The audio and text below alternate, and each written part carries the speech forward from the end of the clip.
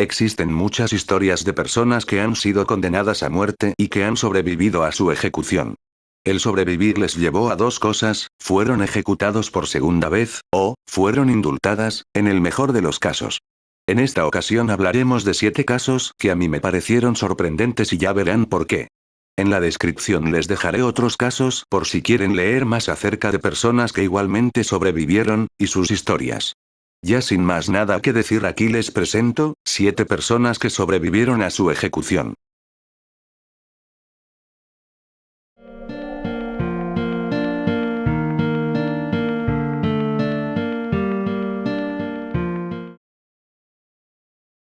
Rommel Bruun fue declarado culpable en 1984 por el secuestro, violación y asesinato de Trina Middleton, una niña de 14 años, que iba de vuelta a su casa luego de un partido de fútbol en Cleveland. En el 2003, Bruun aceptó una oferta del estado de Ohio para un test de ADN con el fin de demostrar su inocencia. Sin embargo, la prueba terminó por condenarlo. Rommel Bruun fue condenado a morir por inyección letal.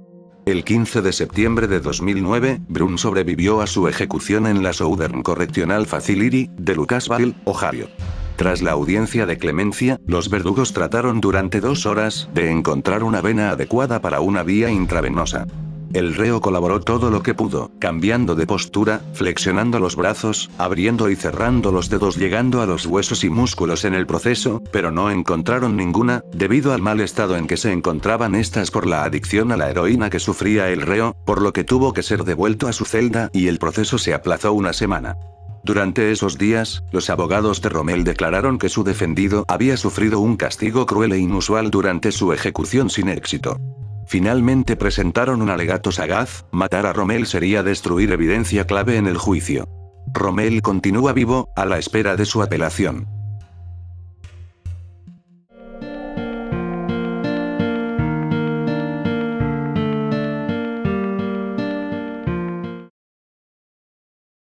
William Duell fue un joven británico de 16 años que fue acusado de violar y asesinar a Sarah Griffin, y que recibió la pena de muerte por este crimen. Fue ahorcado en Tyburn el 24 de noviembre de 1740, junto con otros 4 criminales. Su cuerpo estuvo colgado durante 20 minutos antes de ser sacado de la horca. Luego fue llevado al Sir John's Hall, para ser anatomizado para una escuela médica, lo cual era una práctica común en ese entonces. Duell fue desnudado y puesto en la camilla, para ser diseccionado. Sin embargo, uno de los ayudantes notó que había comenzado a respirar lentamente. La respiración de Duell se aceleró cada vez más, y en 2 horas se pudo volver a sentar normalmente. Esa misma noche fue llevado a prisión en Newgate. Debido a que en el momento de la ejecución sufría de fiebre y delirio, Duell no recordaba nada de cuando estuvo en la horca. Se especuló que su mal estado de salud fue lo que al final del día le salvó la vida. Para el siguiente día, este ya se encontraba en perfectas condiciones. Mientras tanto, el público se había enterado de lo que le había sucedido a Duell, y hubo mucho alboroto con respecto a su caso. Las autoridades finalmente decidieron cambiar su sentencia a destierro penal.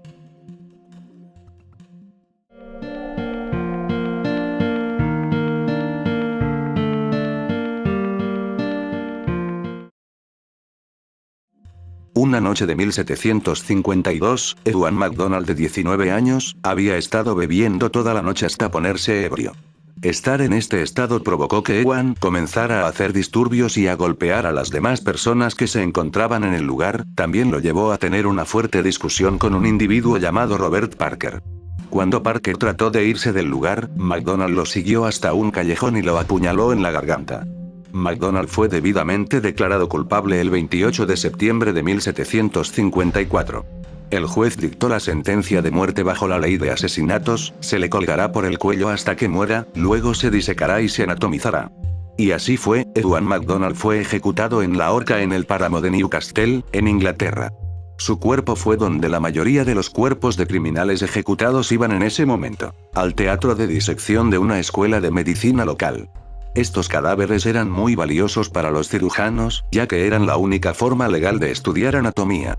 Se dice que después de que el cuerpo fuese llevado al teatro y colocado listo para la disección, los cirujanos fueron llamados a un caso en la enfermería, y que cuando regresaron, encontraron a MacDonald aturdido, sentado en la mesa de operaciones. Este inmediatamente pidió misericordia, pero un joven cirujano agarró un mazo, golpeó la cabeza de MacDonald y terminó el trabajo del verdugo. Se dice que la retribución divina fue entregada años más tarde, cuando el mismo cirujano murió de una patada en la cabeza por su propio caballo.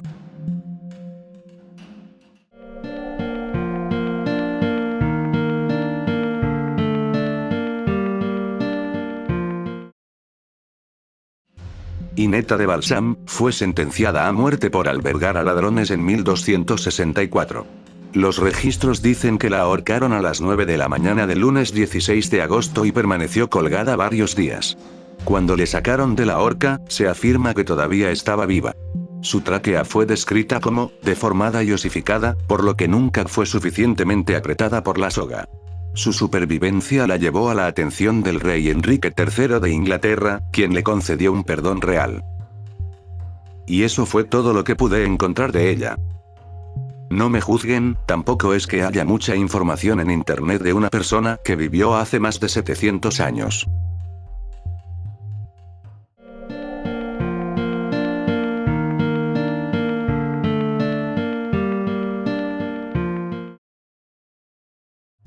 Willie Francis fue condenado a la silla eléctrica en el estado de Luisiana en 1945, cuando este tenía 17 años, por el asesinato de Andrew Thomas, propietario de una farmacia en San Martinville, de quien Willie era empleado. Francis nombró a varias otras personas en relación con el asesinato, pero la policía nunca pudo encontrarlos. Poco tiempo después, Francis, bajo interrogatorio, confesó el asesinato de Thomas. A pesar de haber realizado 2 confesiones por escrito, Francis se declaró inocente.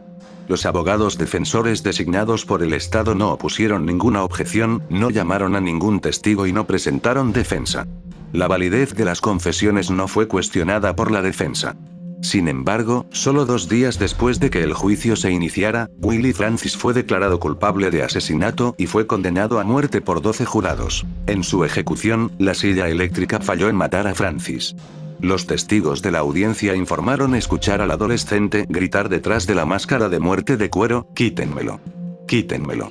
Déjenme respirar", mientras aumentaba la carga letal de electricidad.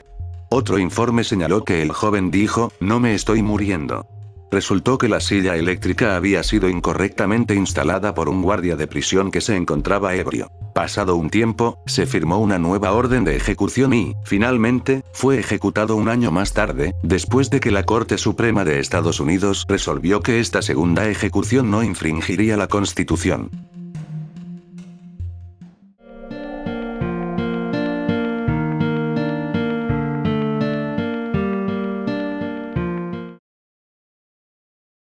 Según informes, el 11 de agosto de 1997, una mujer llamada Zoleika Katkoda fue detenida acusada de mantener relaciones sexuales fuera del matrimonio y condenada inmediatamente a muerte por lapidación. Básicamente, la lapidación consiste en apedrear a una persona hasta morir mientras ésta se encuentra enterrada hasta la cintura o cuello. Como una persona puede soportar golpes fuertes sin perder el conocimiento, la lapidación puede producir una muerte muy lenta. Actualmente, este procedimiento está localizado principalmente en países de África, Asia y Oriente Medio, donde se castiga a las personas que mantienen relaciones sexuales ilegales. Volviendo con el caso de esta mujer, la lapidación se llevó a cabo, pero poco después de que comenzó hubo una gran reacción de desaprobación de parte de los aldeanos del pueblo, la cual provocó que la ejecución fuese detenida. Se pensó que la mujer había muerto y fue llevada a la morgue, pero luego comenzó a respirar de nuevo, y fue trasladada al hospital. Su condición mejoró, y una apelación de amnistía fue presentada a la corte en su nombre. Las autoridades iraníes informaron a Amnistía Internacional de que se había levantado la pena de muerte contra Zoleika Katkoda, y que fue puesta en libertad el 26 de noviembre de 1997.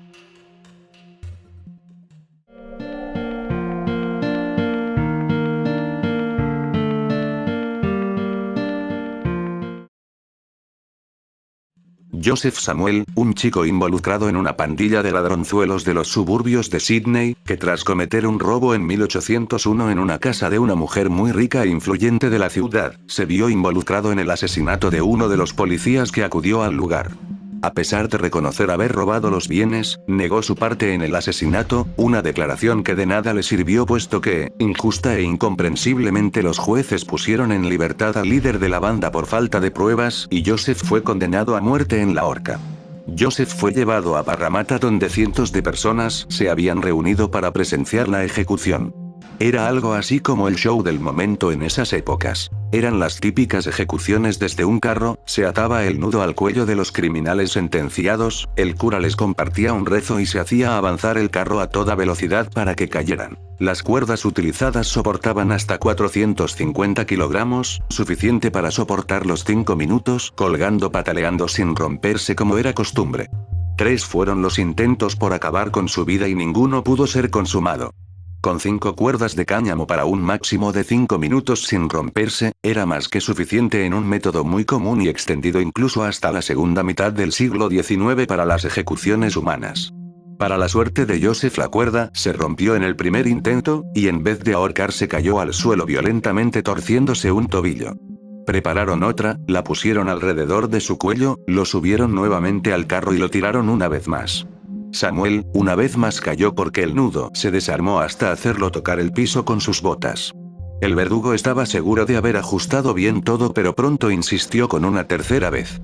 La multitud ya no estaba contenta, quería que lo soltaran. ¿Cómo podía ser que sobreviviese a 2 intentos? Una vez más lo subieron, le pusieron la soga al cuello, el carro aceleró, y cayó al piso rompiendo una tercera soga. Lo cual ya era demasiado raro puesto que antes de Joseph, otro reo había sido ejecutado con las mismas cuerdas. El gobernador que fue convocado a la escena, inspeccionó las cuerdas que no mostraron evidencias.